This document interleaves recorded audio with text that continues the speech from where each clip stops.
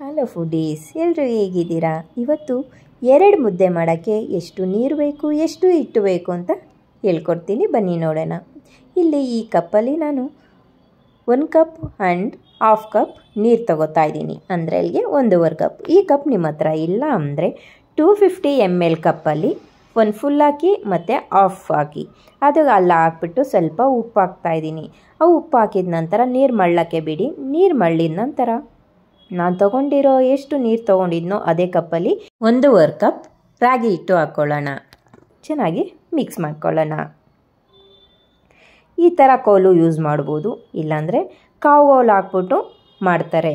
ನಿಮಗೆ ಯಾವುದು ಕಂಫರ್ಟಬಲ್ ಇದೆ ಅದರಲ್ಲಿ ಮಾಡ್ಬೋದು. ಇದು ನನಗೆ ತುಂಬಾ ಕಂಫರ್ಟಬಲ್. ಈಗ ನೋಡ್ತಾ ಇರ್ಬೋದು, ನೀಟಾಗಿ ಹಸಿಟ್ಟೆಲ್ಲ ಮಿಕ್ಸ್ ಆಗಿದೆ.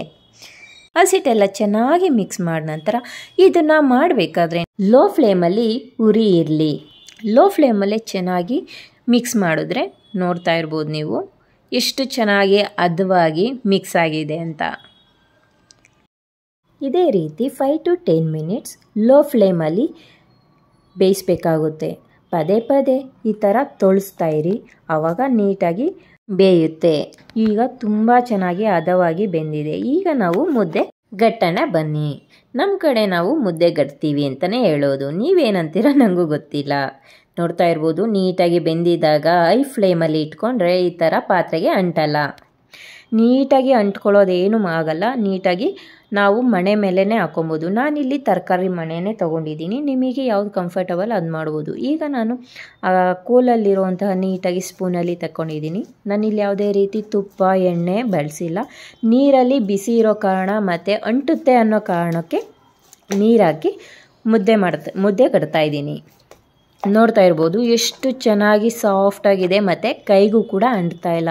ಮುದ್ದೆ ಇನ್ನೂ ರೆಡಿ ಆಗಿಲ್ಲ ಅಂದಾಗ ನಿಮಗೆ ಅದು ಕೈಗೆ ಅಂಟುತ್ತೆ. ಮುದ್ದೆ ಚೆನ್ನಾಗಿ ಆಗಿದೆ ಅಂದರೆ ಮುದ್ದೆ ಕೈಗೆ ಸ್ವಲ್ಪನೂ ಅಂಟಲ್ಲ, ಮಣೆಗೂ ಕೂಡ ಅಂಟಲ್ಲ. ನೋಡಿದ್ರಲ್ಲ ಎಷ್ಟು ಬೇಗ ಎಷ್ಟು ಚೆನ್ನಾಗಿ ಮುದ್ದೆ ಮಾಡ್ಬೋದು ಅಂತ. ಹಾಗೆ ನನ್ನ ಚಾನಲನ್ನು ನೀವು ಸಬ್ಸ್ಕ್ರೈಬ್ ಮಾಡಿಲ್ಲ ಅಂದರೆ ದಯವಿಟ್ಟು ಸಬ್ಸ್ಕ್ರೈಬ್ ಮಾಡಿ. ಈ ವಿಡಿಯೋ ನಿಮಗೆ ತುಂಬಾ ಇಷ್ಟ ಆಗಿರುತ್ತೆ, ತುಂಬ ಯೂಸ್ಫುಲ್ ಇದೆ ಅಂತ ನಾನು ಅಂದ್ಕೊಂಡಿದ್ದೀನಿ. ನಿಮಗೂ ಚೆನ್ನಾಗಿದೆ ಅಂತ ಅನಿಸಿದ್ರೆ ಒಂದು ಕಮೆಂಟು ಶೇರ್ ಕೂಡ ಮಾಡಿ. ಆವಾಗ ನನಗೆ ನಾನು ಅಂದ್ಕೊಂಡಿರೋದು ನಿಜ ಅಂತ ತುಂಬಾ ಖುಷಿ ಆಗುತ್ತೆ. ಹಾಗೆ ನೀವು ಒಂದು ಲೈಕು ಕಮೆಂಟು ಶೇರ್ ಮಾಡ್ತಾಯಿದ್ರೆ ನನಗಂತೂ ನೆಕ್ಸ್ಟ್ ವಿಡಿಯೋದಲ್ಲಿ ಇನ್ನೂ ಹೊಸ ರೆಸಿಪೀಸ್ನ ತೊಗೊಂಬರೋಕ್ಕೆ ಹೆಲ್ಪ್ ಆಗುತ್ತೆ. ಹಾಗಿದ್ರೆ ತಡ ಯಾಕೆ? ನನ್ನ ಚಾನೆಲ್ನ ಸಬ್ಸ್ಕ್ರೈಬ್ ಮಾಡಿಲ್ಲ ಅಂದರೆ ಸಬ್ಸ್ಕ್ರೈಬ್ ಮಾಡಿ. ಈ ವಿಡಿಯೋ ಇಷ್ಟ ಆಗಿದ್ರೆ ಲೈಕ್ ಮಾಡಿ. ಇನ್ಯಾವ ಥರ ಬೇಕು ನಿಮಗೆ ಕಮೆಂಟ್ ಮಾಡಿ. ನೆಕ್ಸ್ಟ್ ವಿಡಿಯೋ ಜೊತೆ ಸಿಗ್ತೀನಿ. ಬಾಯ್ ಬಾಯ್.